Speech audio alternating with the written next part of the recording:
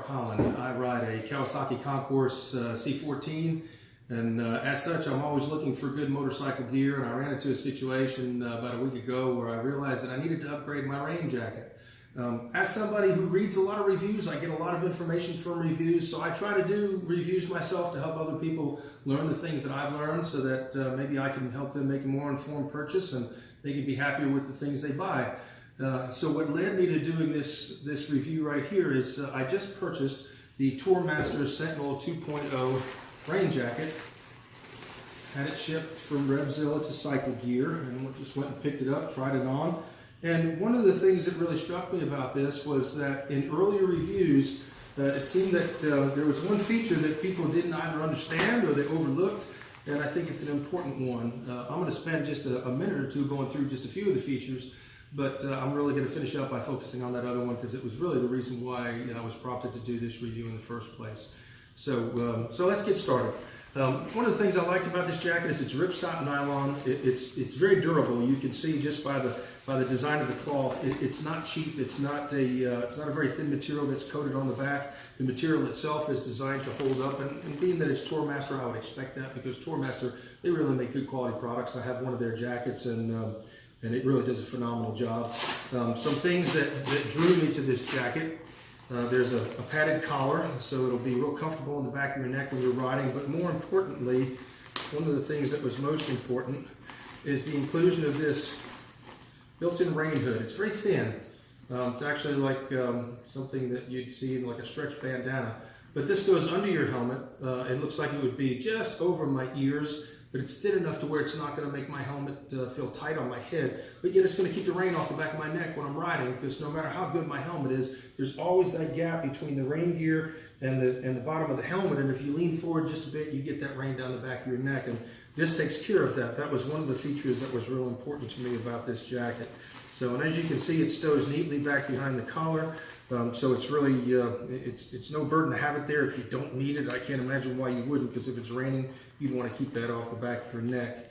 And you probably can see from the camera that there's ample reflectivity. This is Scotch light, which is very, very reflective. I don't know if the camera is showing that up. My kitchen isn't really that well lighted where I'm doing this, but it'll help your visibility. You'll be seeing pretty good. I almost went with the high-vis yellow, but I actually stayed with the black. Something I liked about this jacket too, you notice it has a draw in the middle, so it's not going to balloon. And underneath you have draws to pull in the sides of the jacket as well, so you can keep it tight around your waist. Another feature that was important to me was this internal zipper. Now the jacket that I ride in and the pants that I ride in both have these zippers to hold them down.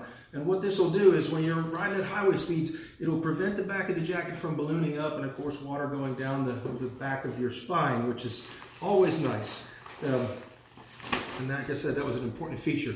You've got ample pockets on the outside of the jacket, you can see here. So these pockets are easily accessible outside, but they are waterproof. So you don't have to unzip the jacket and go inside where the water is to get to something if you want to stow it.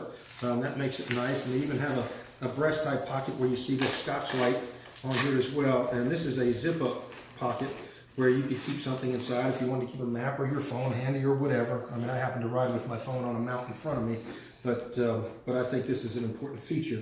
So as you can see, I mean, the jacket in typical Tourmaster style is loaded with a lot of features. You know, you've got a really solid gusset on the front here that's Velcroed all the way around.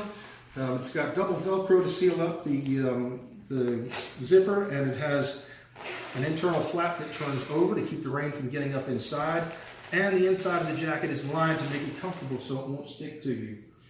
Of course, as with any rain jacket, you want it to gather up tight at the sleeves. It has both elastic and Velcro so that you can draw it up tight so water won't get up your sleeves as you're riding down the highway.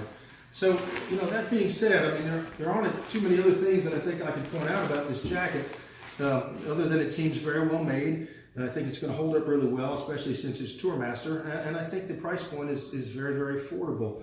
But the thing that drew me to this, or rather to doing this video, was the fact that in several other videos that I looked at, this feature was either misunderstood or overlooked, and I wanted to set the record straight. And I'm in no way poking fun at the people who have done reviews before me. I mean, there's some pretty smart folks out there, and they ride some pretty nice bikes, and I really, really appreciate their reviews. But for some reason, I don't know if I just got lucky on this, but for some reason they had a hard time making this last feature work. And what it is it's the built-in stuffing bag. You know, one of the things that people have done, manufacturers have done to try to make their gear more portable is they've thinned them down, they've made them lighter so they stow easier and you can take them with you. Well, there's two things you sacrifice from that. You either sacrifice the durability of the product so it doesn't last long, or you sacrifice the ability for the product to shed the water, which is why you bought it in the first place. I don't think that Tourmaster or the Sentinel 2.0 has done either of those, but yet they still include a stuffing bag.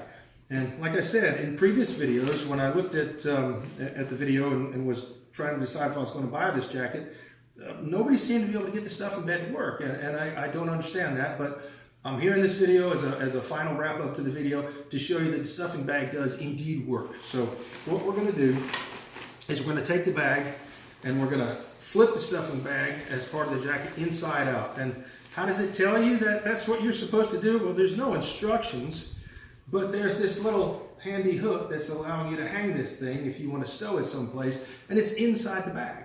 So unless you turn this stuffing bag inside out, there's no way you'd ever have access to that hook. You wouldn't have it sticking out the zipper, but you certainly wouldn't be able to encapsulate the entire jacket inside the stuffing bag.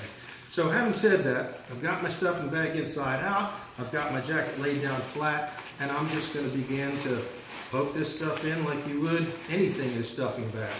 I sleep in a sleeping hammock with an underquilt, and I've got a bug net that goes over top of it, and everything goes in a stuffing bag. And you find that when you start using stuffing bags, having them built into the product makes it super easy, makes it compact, makes it real easy to stow, and it's a really great feature.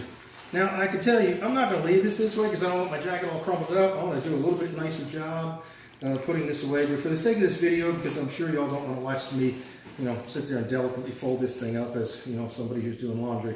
But I just wanted to make sure that I pointed this out because so many of the videos that I looked at ignored this feature, and I think it's an important feature, and it's one that I find very beneficial. So after I beat this down a little bit and kind of smack it into place, then I can zip up my stuffing bag and I'll be ready to stow this in my pannier on my bike. And it doesn't take up much room at all. So there you have it. That entire jacket's put into its own internal stuffing bag. I can massage it so it fits a little better, and now she's ready to stow and go. And like I said, I'm going to unfold it and I'm going to make sure that I fold it up a little bit better because I don't want anything that's all poked up and full of crunchy wrinkles sticking out. But the point of this whole exercise was to show you that the internal stuffing bag does work. Contrary to what I've seen in other videos, you just have to fold it inside out in order to make it happen. And I think it's a really, really excellent feature.